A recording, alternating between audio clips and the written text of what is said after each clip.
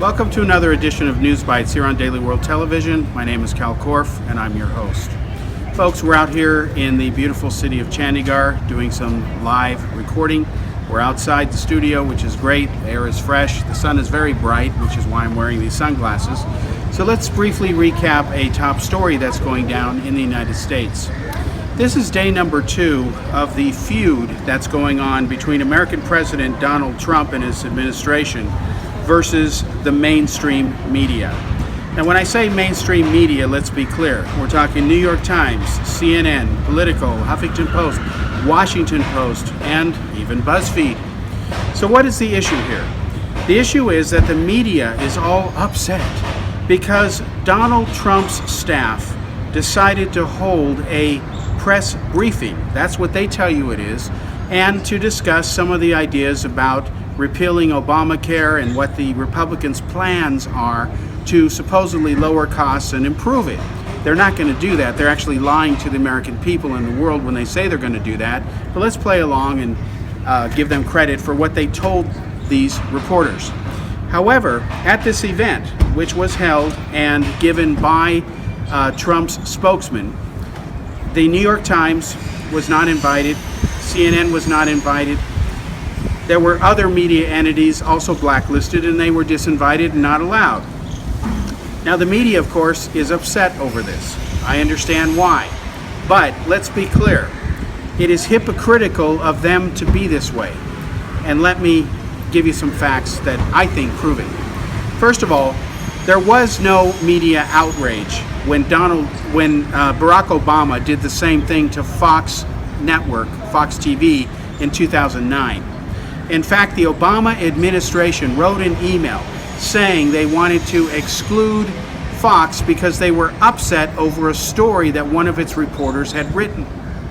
Jay Carney, who used to be the spokesman for Obama in the White House press briefing room, the Brady Room, tried to talk his way around the subject and complained he was being set up for damned if he did, damned if he didn't scenario. In this email, which has been available for years in the public domain, it asked for CNN to back the effort to ban Fox. CNN commendably said no. They said to the Obama administration, "We will stand with Fox on principle." Now, I'm not so sure today that CNN would do that with Fox, but it was a bit of a different CNN back then.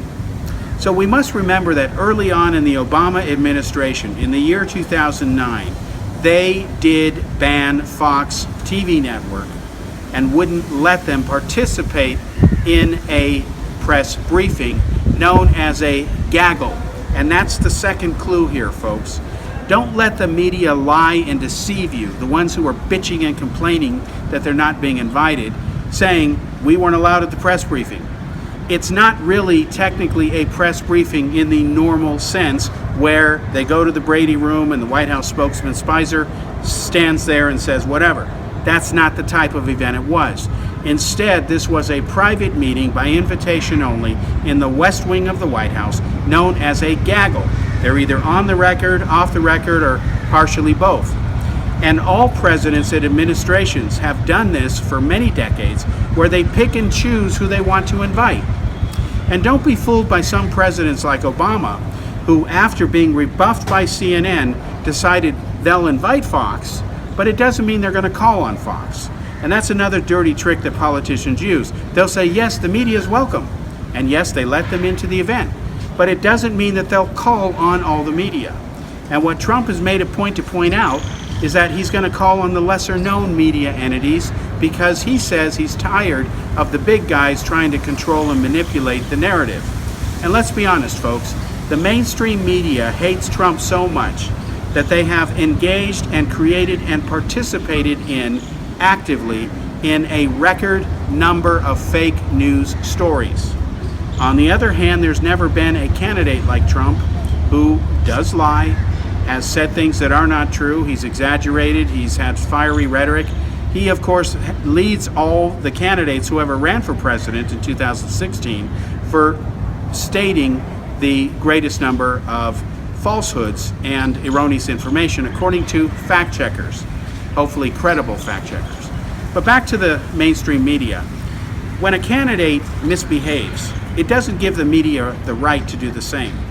And the Washington Post, the New York Times, CNN, NBC, Political, BuzzFeed, others are guilty of doing this where it concerns Trump. How they mislead people is they either publish stories that are not true, or what they do is they avoid certain stories that would put the truth in proper context. In other words, they don't fully inform the readers, they partially inform them. That's an old propaganda trick. So, as was the case with Barack Obama, the real important details are true. We're often in what Obama didn't say versus what little he would say. And as far as going after the media and getting even, well, Obama holds the worst record on that of any modern president, and here's the proof. We must remember that under Obama, the Justice Department, Eric Holder, who was Attorney General at the time, he sued several journalists, including a journalist from the New York Times.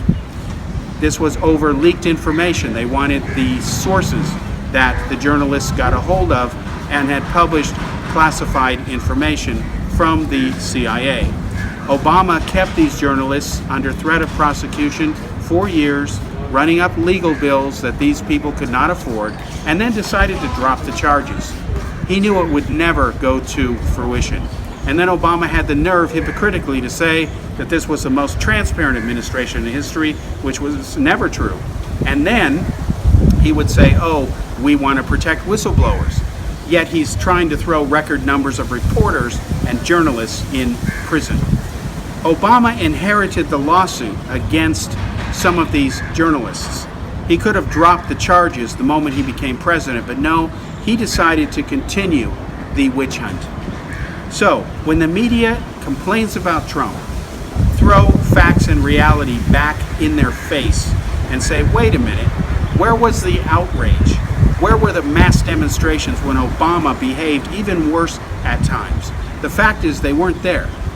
And that's hypocrisy. It is the very definition of hypocrisy. Please don't be fooled by it. My name is Kal Korff, hosting Daily World News Bites. We'll be back for another episode shortly. Thank you.